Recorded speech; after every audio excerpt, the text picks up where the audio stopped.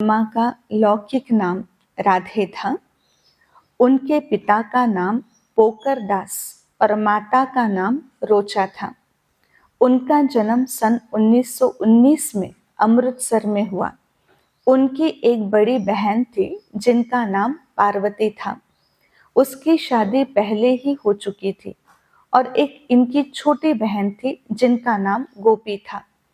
उनके पिता सोने चांदी का व्यापार करते थे और देसी घी का थोक व्यापारी भी थे। उनका व्यापार मुंबई, मद्रास और सिलोन अर्थात श्रीलंका में था। अचानक राधे के पिता की मृत्यु हो गई। सोने चांदी के व्यापार में और सट्टेबाजी में उनका इतना घाटा हो गया था कि वे एकदम खाली हाथ हो गए थे। इसलिए यज्ञ में भी बाबा की श्रीमत है, सट्टेबाजी सट्टेबाजी कई पैसा इंटरेस्ट से देते हैं, ये करते हैं ना, ब्याज, ज्यादा ब्याज लेना, फिर पैसा उधार देना, ये बाबा की मना है। न उधार लेना है न उधार देना है, और ब्याज के लिए तो कभी नहीं करना है, ये बाबा की मना है। सोने चांदी के व्यापार में और सट्टेबाजी में उनका इतना घाटा हो गया था कि वे एकदम खाली हाथ हो गए। इससे उनको हृदयघात हो गया, हार्ट अटैक। फिर राधे अपनी माँ और छोटी बहन गोपी के साथ सिंध, हैदराबाद अपनी नानी और मामा के घर आ गई। वे अमृतसर से ही हैदराबाद, सिंध में गए थे। इस प्रकार मम्मा की लौकिक जीवन कहानी बताते हुए ब्रह्मा कुमारी दादी शांतामणि जी आगे बताती हैं। शांतामणि दादी जो मम्मा की मौसी की लड़की थी, दोनों बहनें थी, मौसी की लड़की थी। आगे बताती है कि हैदराबाद में दोनों बहनें स्कूल में दाखिल हो गई। राधे पढ़ाई में हमेशा नंबर 1 थी, गाने में नंबर 1 और डांस करने में भी नंबर 1 थी। स्कूल में जब भी कोई स्पर्धा होती थी तो राधे को ही प्रथम पुरस्कार मिलता था। राधे का मशहूर गीत था ट्विंकल ट्विंकल लिटिल स्टार। सफेद फ्रॉक और सिर पर हैट पहनकर राधे डांस करती थी तो लोग दंग रह जाते थे। राधे की हॉबी थी कि बाजार में जो भी नए बढ़िया कपड़े आए सबसे पहले वही खरीदती थी।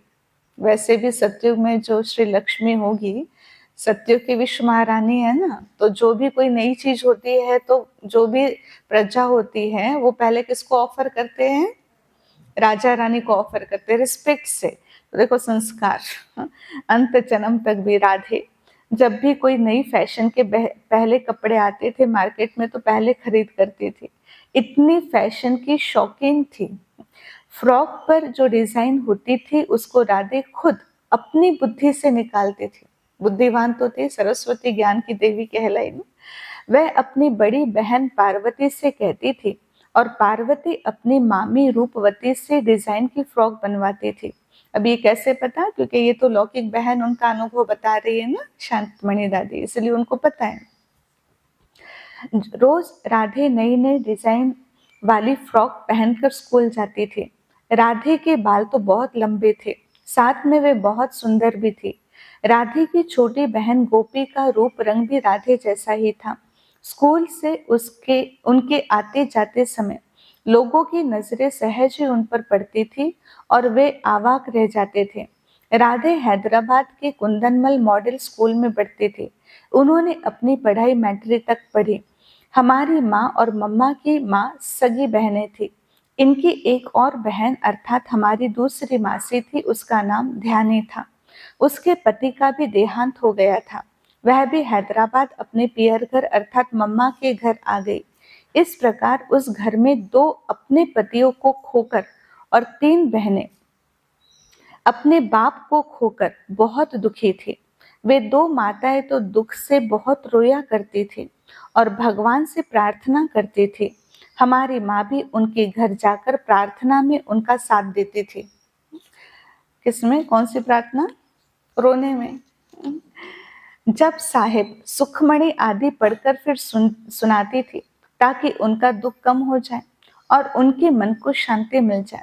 हमारी माँ उनके पास आया जाया करती थी तो इनको रोज बाबा की पत्नी यशोदा माता अपने घर की खिड़की से देखती थी।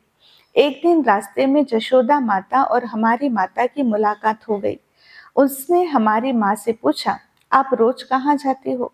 हमारी माताजी ने कहा, हमारी दोनों बहनों के पति गुजर गए हैं, वे बहुत दुखी हैं, हम सब मिलकर शांति के लिए सत्संग करते हैं।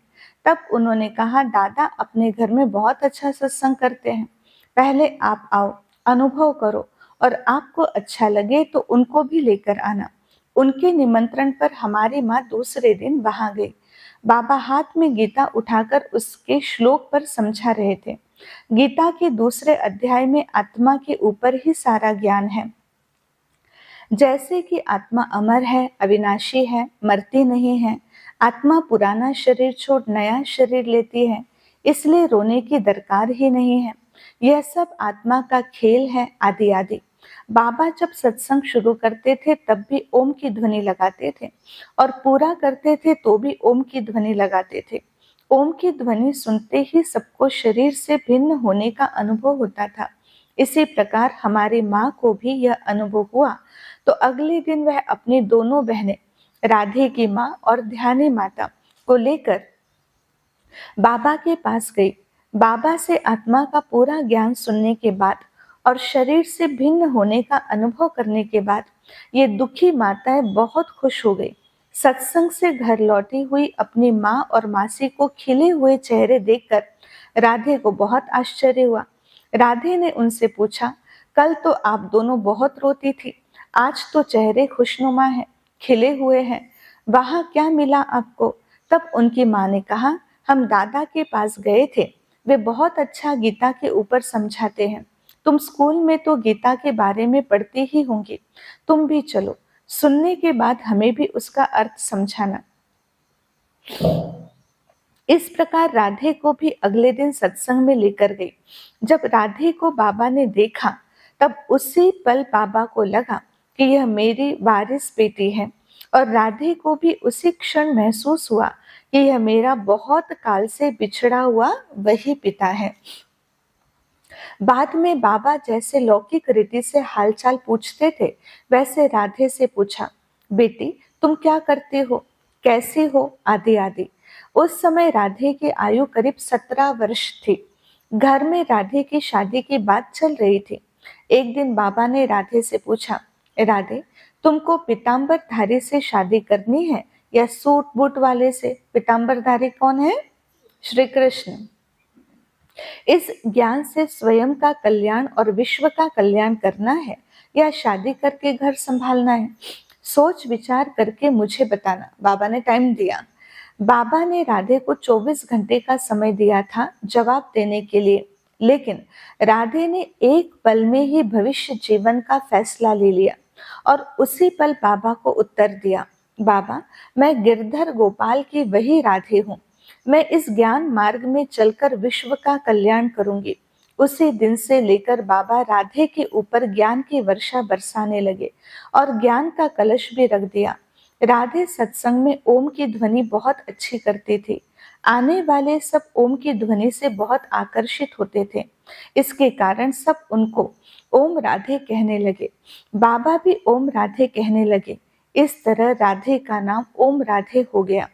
ओम राधे बहुत सुंदर गाती थी। जब उसने ओम मंडली में आकर क्या देखा और क्या पाया, यह गीत लिखकर गाया तो बाबा बहुत प्रभावित हुए। बाबा रोज उनको एक गीत लिखकर देते थे और ओम राधे उसे क्लास में गाकर सुनाती थी। जब ओम राधे गीत सुनाती थी तो सुनने वाले बहुत खुश होते थे और उनके दिल पर अमिट छाप लग जाती थी। धीरे धीरे सत्संग बढ़ता गया। उसमें माताएं भी आती थी तो कन्याएं भी आती थी। इसके बीच में बाबा अपने लौकिक परिवार के साथ कश्मीर चले गए। कश्मीर जाने के बाद बाबा रोज ओम राधे के नाम से और अन्य बहनों के नाम से पत्र भेजा करते थे। जिनके नाम से पत्र आते थे वे बहनें उन पत्रों को सत्संग में सुनाती थी। सत्संग में और वृद्धि होने लगी। अब वो पत्र माना क्या था? वास्तव में मुरली ही थी। एक दिन ओम राधे की छोटी बहन गोपी क्लास में बैठी थी। ओम की ध्वनि लगाते ही वह ध्यान में चली गई। उसको श्री कृष्ण का साक्षात्कार हो गया और वह उठकर डांस करने लगी। सत्संग में यह पहला साक्षात्कार था। जब बाबा वहां नहीं था तो सत्संग में यह पहला साक्षात्कार था। इसके बाद सत्संग में आने वाले अन्य भाई बहनों को भी साक्षात्कार होने लगे। जब बाबा कश्मीर से आए तो उनको देखते ही गोपी को श्री कृष्ण दिखने लगा। उसी समय ओम राधे उसको श्री राधा दिखाई पड़ने लगे। तब वह दोनों को पकड़कर रास करने लगे। देवी दृष्टि की लीला अथवा पाठ तब खुल गया। धीरे धीरे वहां आने वाले सब ध्यान में जाने लगे। श्री कृष्ण श्री राधा अथवा श्री नारायण श्री लक्ष्मी को देखने लगे और उनके साथ रास करने लगे। तब बाबा के मुखारविंद से निकली पवित्रता की बात। बाबा कहने लगे, बच्चे, श्री कृष्ण की राजधानी वैकुंठ में जाना है तो तुमको पवित्र बनना पड़ेगा। जो कन्याएं थी उनको तो कोई समस्या न थी। जो गृहस्थी थी उनके पति व्यापारार्थ विदेशों में गए थे। वे आए तो घरों में फिर झगड़े होने लगे। पति कहने लगे, हमें विकार रूपी विष चाहिए। पत्नी कहने लगी, हमें तो परमात्मा को वचन दिया है कि हम पवित्र रहेंगे। तो उनके पति सोचने लगे और आपस में बातें करने लगे कि आखिर यह कौन जादूगर आया है जो सबको श्री कृष्ण का दर्शन कराता है और उनको पवित्र रहने के लिए कहता है। फिर विरोध प्रदर्शन, पिकेटिंग आदि शुरू हो गई। लेकिन ओम राधे सत्संग संभालने का अपना कार्य निश्चिंत होकर करते रहे।